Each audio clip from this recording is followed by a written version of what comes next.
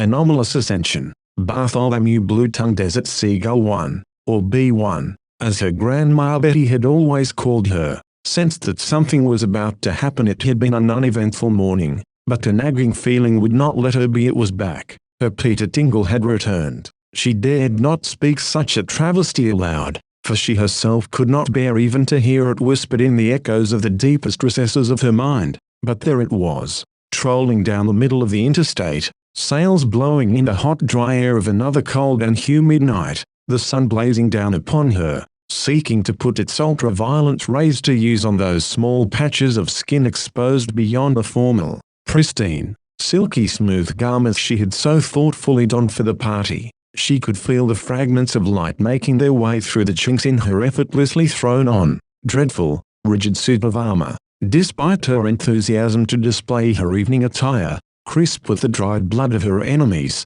she could feel the onset of the inevitable allergic reaction to the oxygen approaching rapidly, begging her to get out of the light. She reluctantly lifted first one eye patch, then the other, already aware of and dreading the state she would find herself in once she stopped paying attention to the road. And of course, she was correct. If she did not make haste, all of her fellow attorneys with whom she shared the hospital emergency bathroom firm would no longer be able to see her as just simple biomolecular astrophysicists they had each climaxed inside of and grown to love. It would be impossible not to notice the traces of energy left in the wake of the ruthless, vengeful and mercifully forgiving sky demon lingering around her aura. The demonic melanoma was casting full force beams upon her translucent pale flesh, resulting in a distinctively porcelain-toned glow powerful enough to rival that of the moon radiating directly from her pores. The longer she remained exposed, the brighter it would become. But there it was again,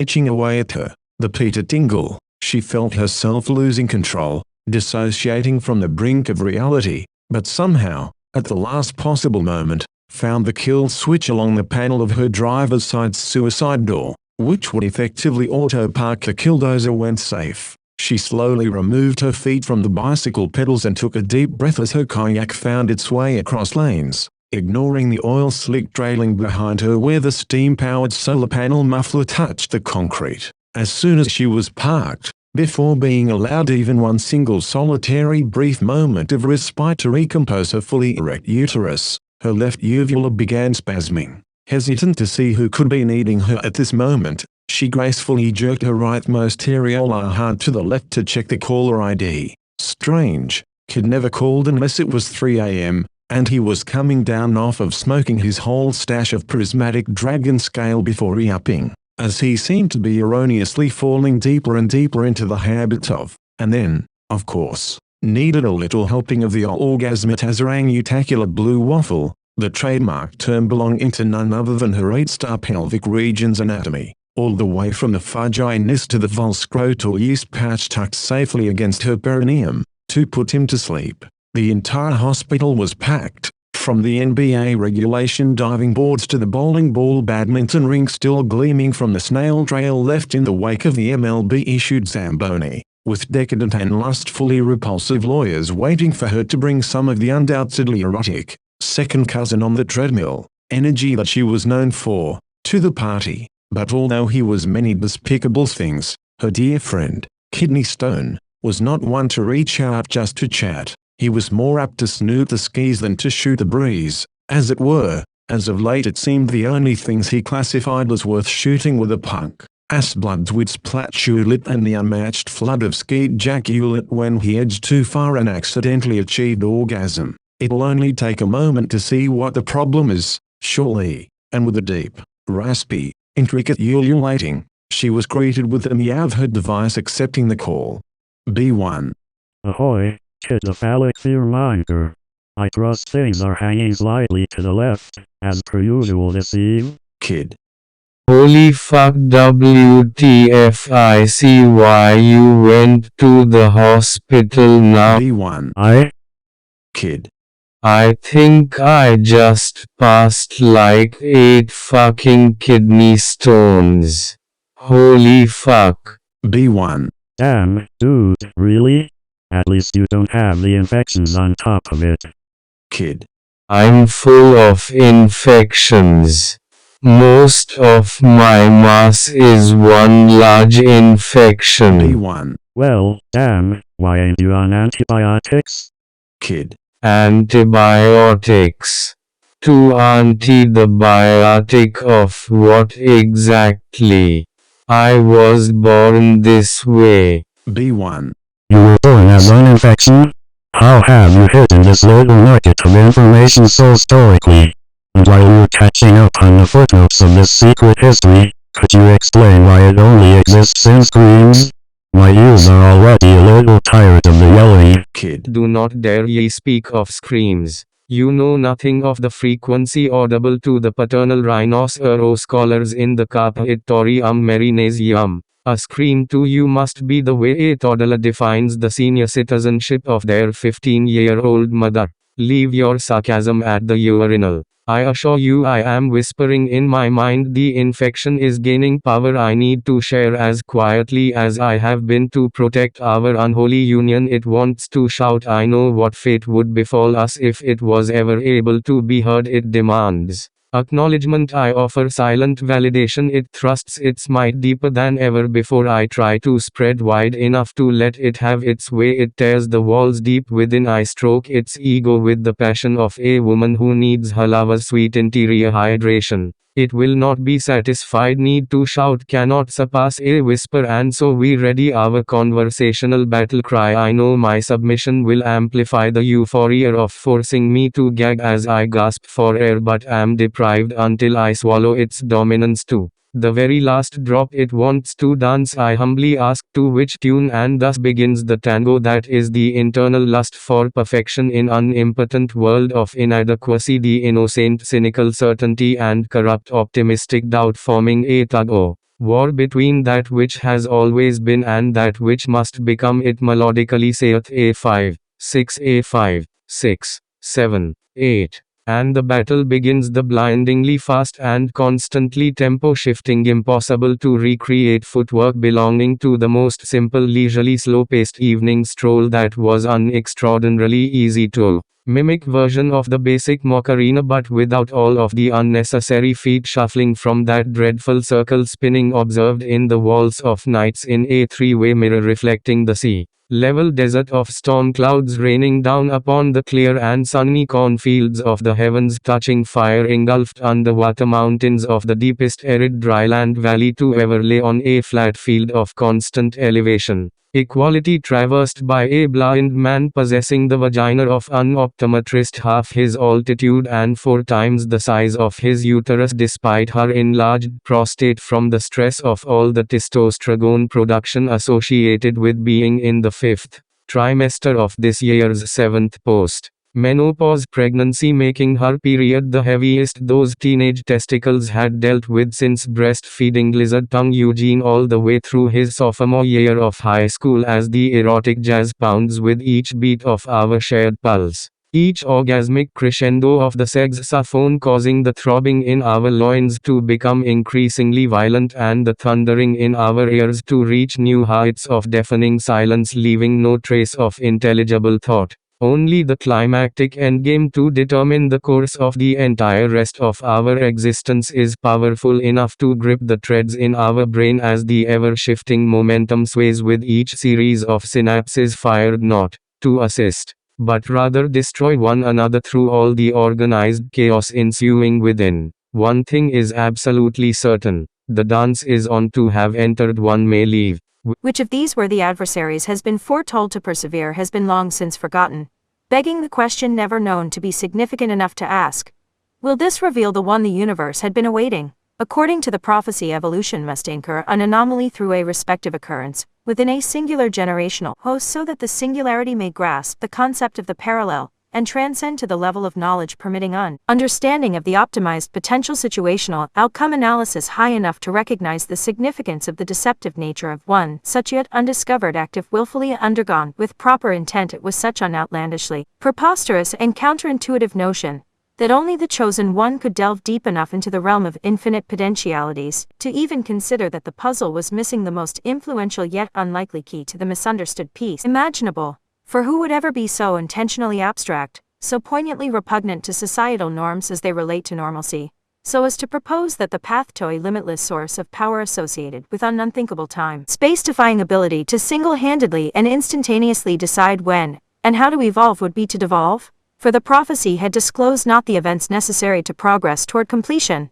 but rather the seemingly impossible to overcome improbability rate, which was in opposition to a lone independent variable to be introduced at an undetermined point in time in an undesignated location, taking the form of an unknown and unaware individual who would have one single chance to unwittingly make a lifetime of exactly right decisions, at precisely appropriate moments, entirely voluntarily, and with true integrity, as the individual would not be aware of any of it until it was all completed, in order to be fulfilled. If any one slight mistake is made in the singular opportunity at any moment for any reason, all progress will be resigned and all benefits revoked, without notice to the individual or any other party. No one would ever even know it had been started, let alone failed, and wiped from the realm of possibility forever.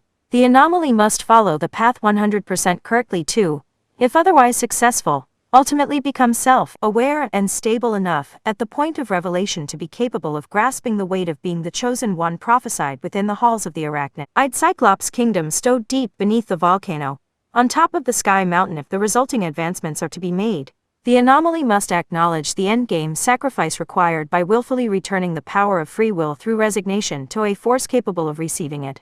Only then will the prophecy be made clear in its entirety to the first earth-born mortal, since the Arachnocyclops matriarch translated the sacred woven doctrine to Balthazar the immortal infant scribe in such a manner that allowed the unspeakable to be heard as the were-sharked-up-puss infant pursued his own journey to discover maximization of the potential of his own creation in order to earn the key to everlasting death. As he it they had predicted would be achieved within the majestic immortal lifespan, which was encoded in the early time's future dragon's technological ninth sense to instantaneously calculate the algorithm of the developing fetal offspring life force bestowed by the womb of one of the conceptually eternally saddened infertile goddesses of joy and maternity during the birthing ritual of the unprecedented elder beast. For the Totoro that elderly man would grow to become was destined to end his familial curse of unconditional love and earn. He did.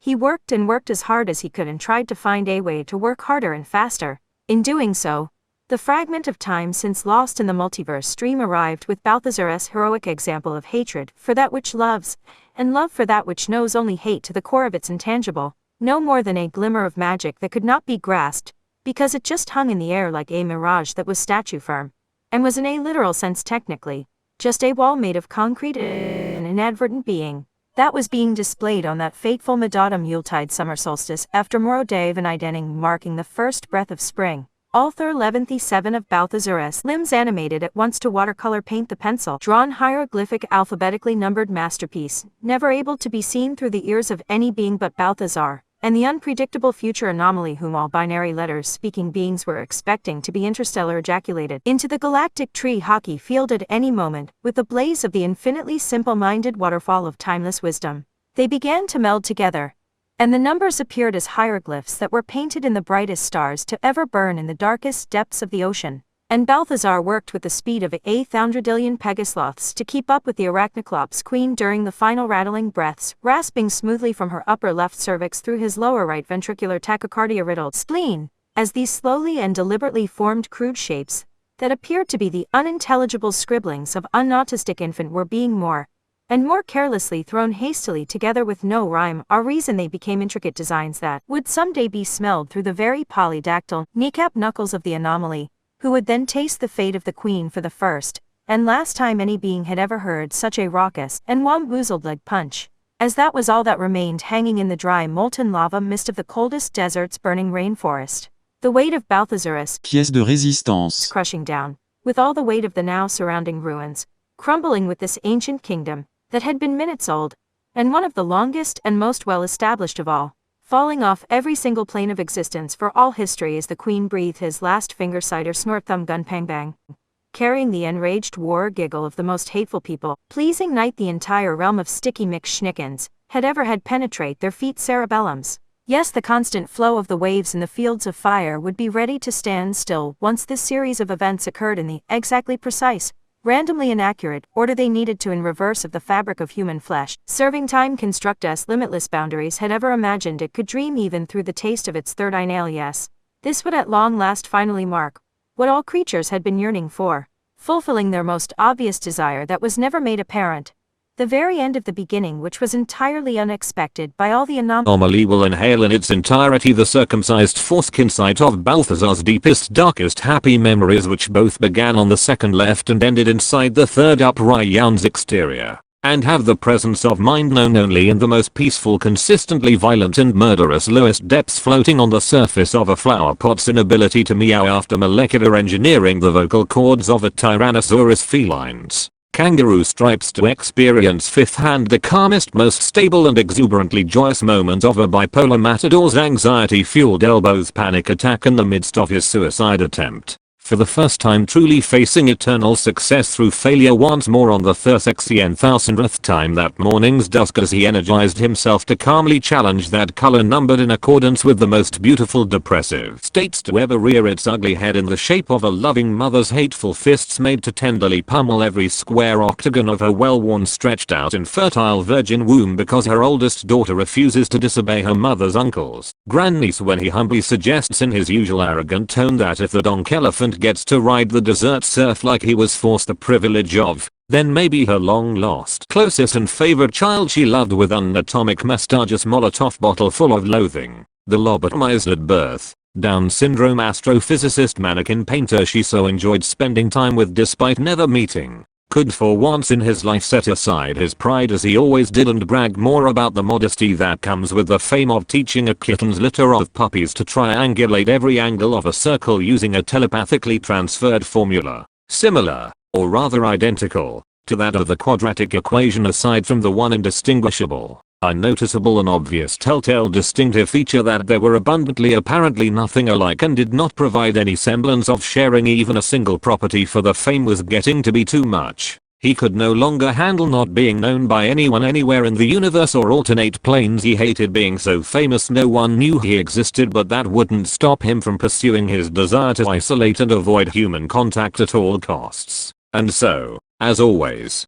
fists rained down harder than feathers floating onto a platform of jello. This was the depth of understanding which the anomaly is destined to accidentally fall into, and once that knowledge has entered, the chosen one will once again be able to acknowledge for the first time ever, the acceptance that will need to be denied, and all three of the unlimited and infinite possibilities that the involuntary selfless forcing of this selfish, willingly voluntary act would curse all the rest with the blessing of. For Balthazar knew, as well as Helen Keller knew Justin Bieber, that the demonic angels on the shoulder cap pinky lash of the anomaly would fight with all they had for the opportunity to peacefully surrender to the will of the angelic demon's diabolically evil plan to benefit all beings mutually, which became harder and harder to make any easier with each whisper aimed into the nose hair follicles of the metaphorically literal and purely lepers that figuratively and hypothetically go about being realistically factual in the objective tone they look at their reflection in the cement with when they call themselves the human race in the secluded privacy of their own densely packed public fare behind the shades of the fireplace atop the rollerblade wearing roller coaster of uncertainty that comes with the territory of knowing every detail beyond doubt by allowing the infection to take over total control,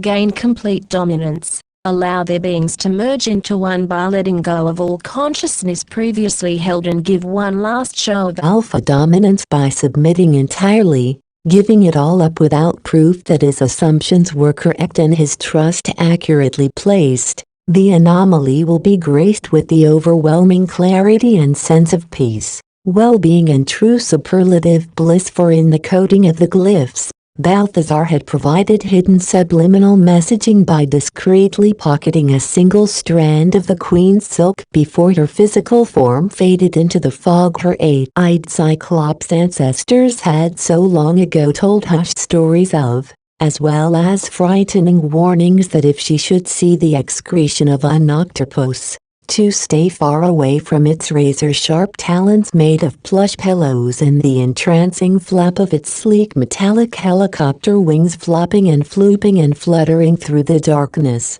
for that was how it tore open seams between this realm and the void to trap the unguarded mojo, the vulnerable essence of those foolish enough to give in to their primal fetish urges and gaze upon its beauty, for in the very fabric of the silk was an ancient power never before realized and therefore never called upon until, that is, Balthazar had an astral projection-initiated epiphany that stopped the passage of what is experienced as time at the precise moment the octopus had managed to tear its dreaded seam halfway between the is and the never was. Balthazar had fortune on his side, as he was too intently focused on his work to have instinctively used his periodic tablefields to glance away for even a fraction of any measurement of that which is measured through the gravitational pull of granules of sand back toward their place of origin through a looking glass in order to witness the beast in all its glory. On the contrary, when the awful screeching started, he instinctively shielded his eyes and ears, unaware that he unintentionally preserved his life by this thoughtless, spontaneous reaction. But then it stopped. All of it. Not only the screeching, but suddenly Balthazar was engulfed in still, deafening silence. He hesitantly looked up and found the inexplicable and undefinable state that reality had entered all around him. He paused his transcription, as all the pieces of the puzzle he had been forming were frozen in the air.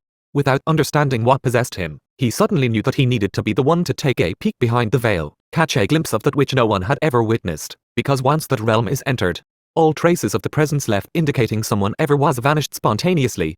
He crouched down and gazed into a realm many theological sects throughout the planar multiverse preached the impossibility of the existence of, for having no proof that something exists makes it exceptionally easy and convenient to deny the existence of, as well as convince others that an unproven phenomenal concept is nothing more than the product of some delusional character's wild imagination, developed to trick the naive and gullible into a blasphemous falsehood that provides an entirely fictitious and unrealistic as well as dangerously unwarranted sense of security placebo effect. That was passed through the ranks of elites to devise a strategic course of action to monetize a belief system based around following the guidelines those same elites decided would simplify their own lives if everyone else would abide by them. And the best part of their system was that the simple-minded raving lunatics they would feed it to were so desperate to feel safe they would gladly accept any and all terms and even go as far as building temples to spread the falsified message, all on their own, but despite the efforts of the cynical to spread this conspiracy theory and make others see reason. The curtain Balthazar had lifted was the physical proof of all the things those who carried the faith believed in actually existing, mind-blowing as the discovery of the things he was witnessing firsthand were. One strange object placed very peculiarly caught his attention above everything else. It appeared to be some sort of passageway entrance, but with a strange device causing the entrance to reveal and re-hide itself when something got close to it, but none of the creatures seemed to acknowledge or even notice its presence. Then he saw it, a banner with some unknown light source, illuminating the display text from within its very housing mechanism. He had to pause and take a moment to be sure it couldn't be. He looked again.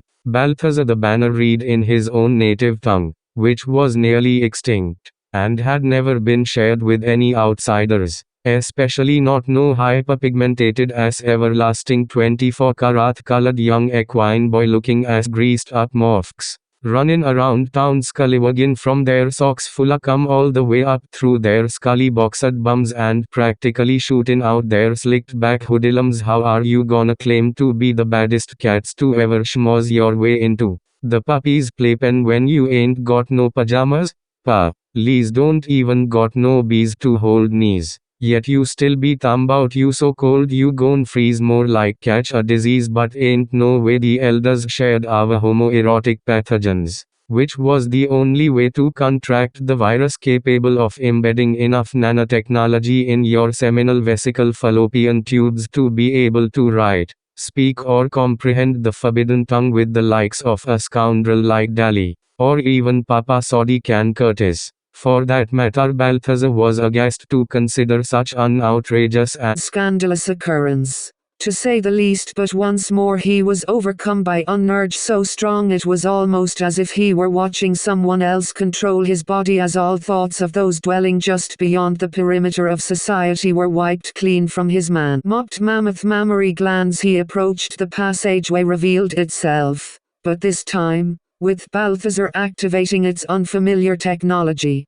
it opened not to an empty, dark passage, but a room without a thought. He let the force urging him guide him freely and stepped within a large chamber of sorts, but entirely empty and vacant of any sign it had even been accessed prior to this moment. Save for an ornately designed throne that possessed the most beautiful architecture he had ever witnessed built into its very structure, and that built within the very foundation of the odd room. He approached and made a mental note that, according to everything this throne told in its long and colorful stories carved out glyph by glyph, A king must have ruled here. There could never have been a throne more fitting for a king of the highest stature and mightiest of wool, except no signs of wear whatsoever. It was as if it had been built and then forgotten, permanently untouched. That increasingly familiar sensation washed over him again. Though different in some way he didn't initially understand, then he realized he was still in control. He felt the same guiding hand that had accompanied the previous urges. But it was much less dominant this time. It didn't take over control as before, but rather filled him with an unparalleled sense of confidence. He didn't need to be led. He knew authoritatively what to do, and experienced complete faith in himself and his decisions. For the first moment in his entire existence he approached the throne, and envisioned himself taking his seat with the ease of a king raised amongst royalty, who sat in a way that said, "Bitch, this is my house, fuck you mean. Thought it was Lil Punkus, bitch, fuck your couch ho. I got me a real Mofkin G status thuggish ruggish throne at the crib. Go out and get your own. Ya goofy ass chicken head. Cluck cluck goes the suckin' fuck buck. Buck. Bogot buck big gawk. Big fat cock a doodle do head ass bitch. Listen up now gluck gluck girl. I'm 'bouts to drop some mystical wisdom type oshi on your goofy ass. And I'm only going to say this ish once. If you wanna level up on some real G-boss shit, bang me line ho, otherwise I ain't got no time for no player haters. So don't you try to player hate on me. Don't even think about it. Don't even think about thinking about getting the thought to have the idea to player hate on me, especially not while I be ouchie making these big money moves. Yeah, making moves. You know what I be doing? I be making moves. Making ladies swoon. Like I do. Did I stutter bitch? Didja heard what the fuck I said? Ya lil window lickin' twat waffle? Now you is gon' get me upsetty scobety. Gon' hear the beast growl. That's right bitch. I be making moves like I do when I'm on the prowl, making ladies swoon while I'm underground. They wonder how, but let me tell you son, I ain't got no time for no trifling asshole shits. If you be on one of those player hater bullshits and you are simply trying to player hate on me, then by fell ishar I can tell you is straight up peanut butter and jealous. So go ahead and join the rest of the player haters who just player hate us because they neighbor ain't us. Bitch, sit and spin. I deserve better than the player hater bullshits you want to player hate me with. I will be fully prepared and waiting to accept an Oculus X apology when you get off of the player hater bullshits you are currently on, in order to get on some that Little Caesars at the public pool ish. You heard what I said. Hit my line for the good sexy time when you be wet from having everyone in the city all up in your box. Hot and ready to be passed around to anyone that gots a craving for some a lil cheap and easy. And I will let you use your guaf goners to slurp maglogafex quick sprouch to try and convince me to quit avoiding it like the plague. And instead treat your gaping linobius like they ain't flapping in the wind every time your legs open between steps. But try and pretend you got a pretty pink little coochie hoo so I can eat it like the Last Supper while you gluck this big old daddy dick with the super gawk ohmatic 300 trilly thousand you be using to augment ya mouthpiece.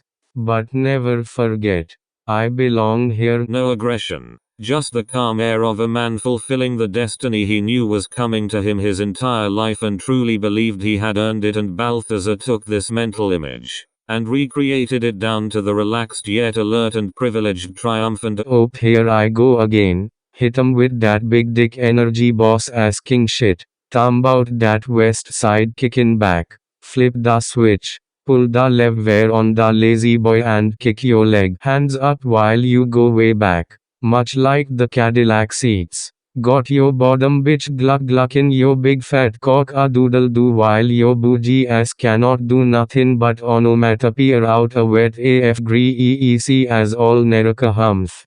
Do you feel me playa? Can I get a king-sized humph? Do you know what I am saying, my brother? Yes, let me hit that shit one more time. One time for the one time, if you know what I am saying. Let me hear ya say it with me before I got to click clack. Get that big strap sig gag, put it to your cranium. Treat your lil ass like you was one of them punkus bloods and make your brains splash. You lit out your prone boned chrome dome like the sticky yicky gunk that be coming out your other head when you skeet jaculate while your bitch milks it out of ya. Now say it with me, Goma. Humph. As he absent-mindedly looked out over all that he now ruled, it was at the exact moment the noise left him that he felt the guide tug him again. But not to guide him anywhere. There were no words, but he felt the energy behind what it was telling him, and understood the communication, in a way he couldn't explain even to himself. But he agreed with the message being conveyed. And then the guide's presence was gone, and he had to question if that part really happened, or if it was all in his head as a side effect of the overwhelming amount of information he'd processed since getting out of bed what seemed to be a lifetime ago. But he knew, not a doubt to the contrary lurking in his mind, this is where I belong. I am not sitting like a king would on a throne. I am a king taking my rightful place. No arrogance, no overconfidence even, just the all-encompassing notion that in that moment, on that throne, the world had finally found its proper order. And another version of himself seemed to materialize within his psyche. He stopped processing thought as a linear stream of connected ideas. He stopped processing thought altogether. He did not need to think. He knew, before he could even formulate a query to himself regarding his possession of the knowledge on a subject. He felt it. He felt all of it. He understood even what was happening in real time, and was even aware that there could be no reasonable explanation of the way it happened, because it all occurred simultaneously. He was the one. The only one, not the prophesied anomaly, no.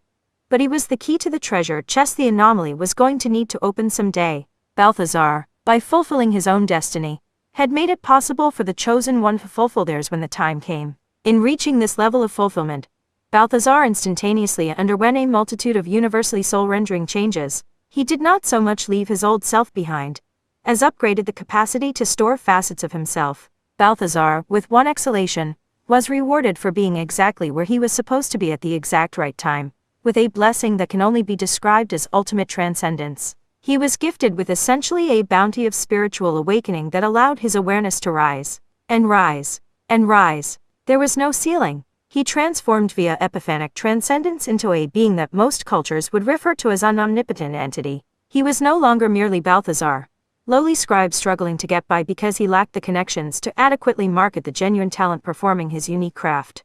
Balthazar did not perceive the change, as there was no moment of switching over, but rather unawareness that appeared without mention. It just was. Reality shifted imperceptibly, and it seemed entirely natural, as if nothing happened, but he had ascended beyond that known to beings on any level of existence below the highest of highs reserved for Balthazar alone. No more Balthazar the scribe. He was. He is. He will eternally be Balthazar, the almighty keeper of. That was all the more title necessary, because anything fit in the blank. He had access to the universe without even having to search his mind. Knowledge, power, abilities. Balthazar was in a position of boundless, unlimited, and infinite power.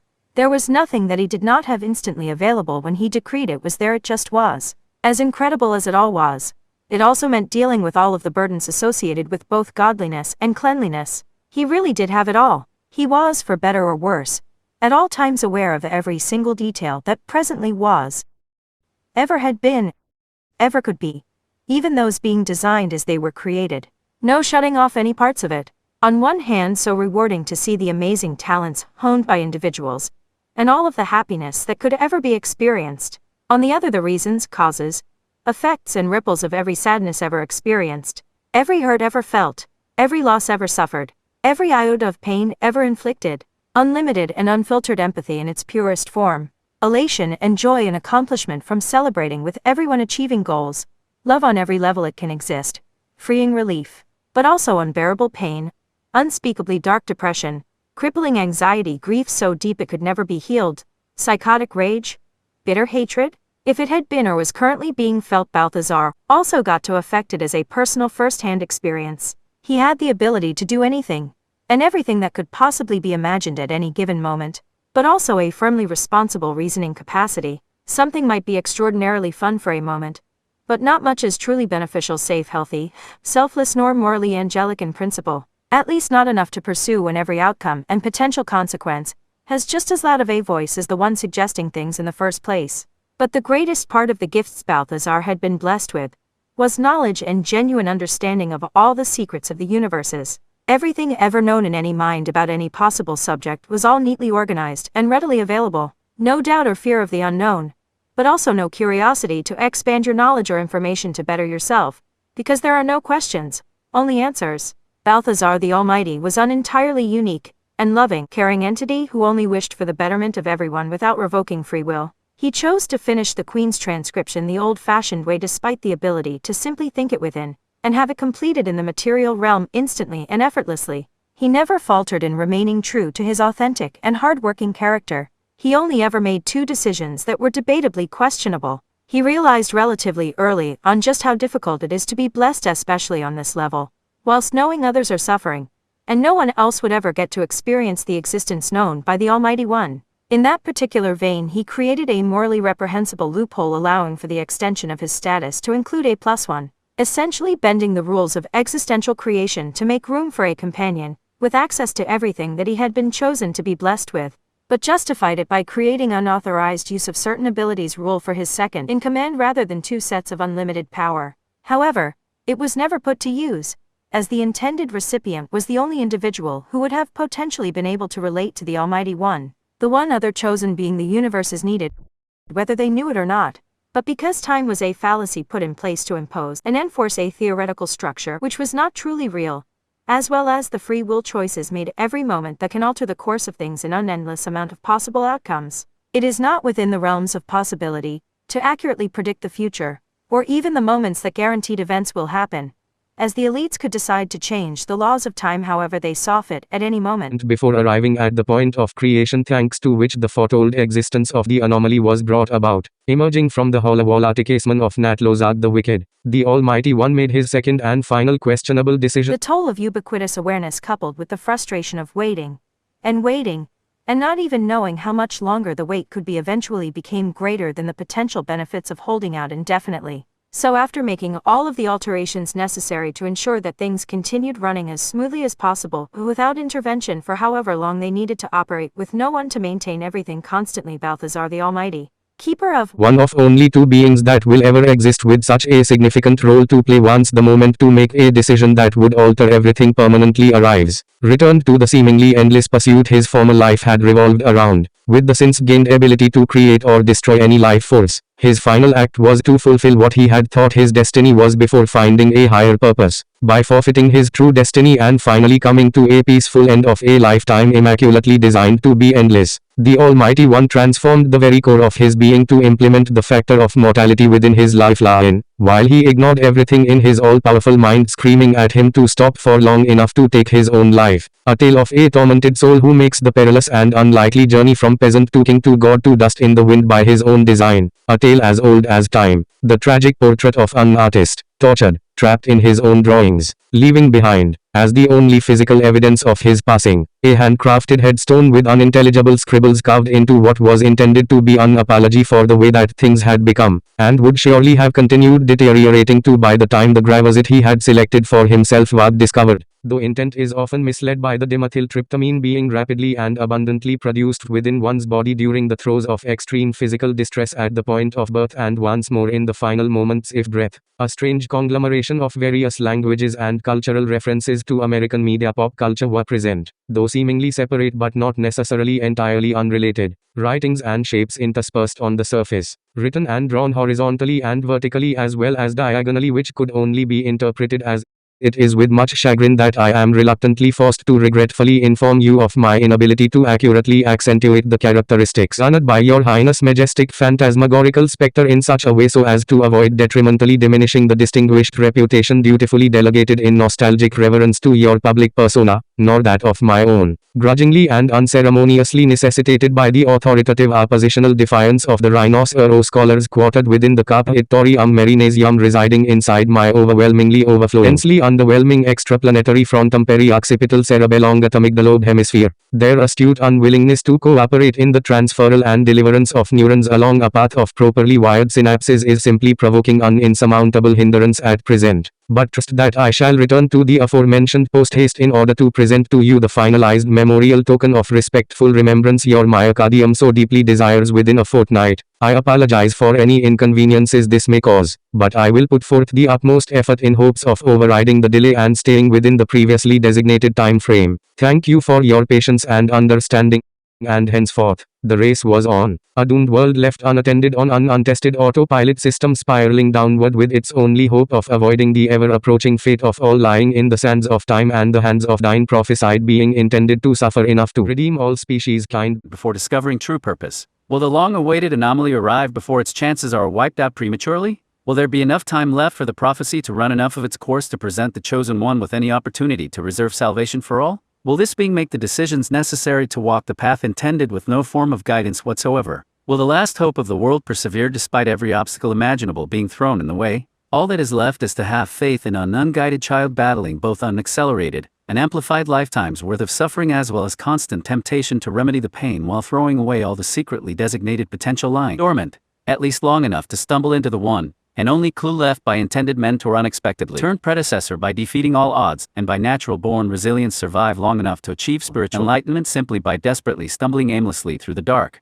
which will ultimately trigger the blessing of Balthazar the Almighty, and provide the philosophically hidden compass leading the way to salvation. That is the point at which the world regains a fighting chance, not the destination, but the piece of the journey that needs to be reached in order to find the bounty of knowledge, and detailed instructions for each step that must be taken next, left behind by a long-gone, but never-forgotten hero. A dance to determine defining moments or devouring doom. Time to set the temporary tune for the twist. Will it be a wonderingly withering waltz of woe, or a tantalizingly tumultuous tango with triumph? Stay tuned to find out. And with the last word just barely transmitted through the underground out to space microwave clock radio Twin Towers Oceanic Mountainous satellite signal into B1's listening receptacle, there was the sound of a communications device hitting the hard linoleum carpet of a fuel station's restroom water slide draw nebulatic comet sanitation disease quick play tornado ripping tickle beef sneeze ships planets justice cannons cables and trees doctor's office penguin shillings railroad sumpies borrowed cribble donkey French cook's book train bats on my knees penicillin trapdoor laser currency beans ceiling.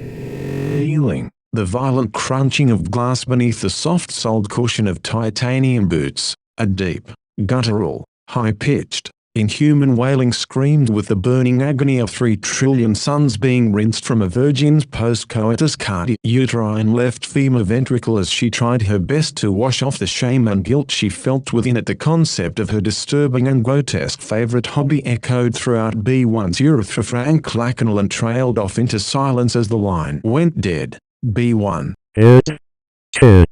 Ahoy, Captain Eastone. Are you there? Ahoy. Do you copy, me Daddy Dick Miss Green Matey? Radio silence. B1. Oh, son of a tiger Tibetan, ostrich felatin, donkey diddlin, hamster humpin, goat gun gay fuckin' a Tyrannosaurus rex of the Tyrannosaurus rectum with a dissonant chorus flex of immense colossus wet phlegm. Every single time I'm about to get railed into a cartwheel chair, here comes my Peter Tinkle, ready to refasten my straight jacket. Ugh. Something, damn Peter Tinkle, tells me it's gonna be a long morning. To be continued in the next installment of the epic saga, The Marvelous Misadventures of Kidney Stone. Solo después de que lo hayas perdido todo, eres libre de hacer cualquier cosa. Trigla Tribe el güero loco diagonal el chico blanco rubio loco. Es solo después de haber salido de tu zona de confort que comienzas a cambiar, crecer y transformarte.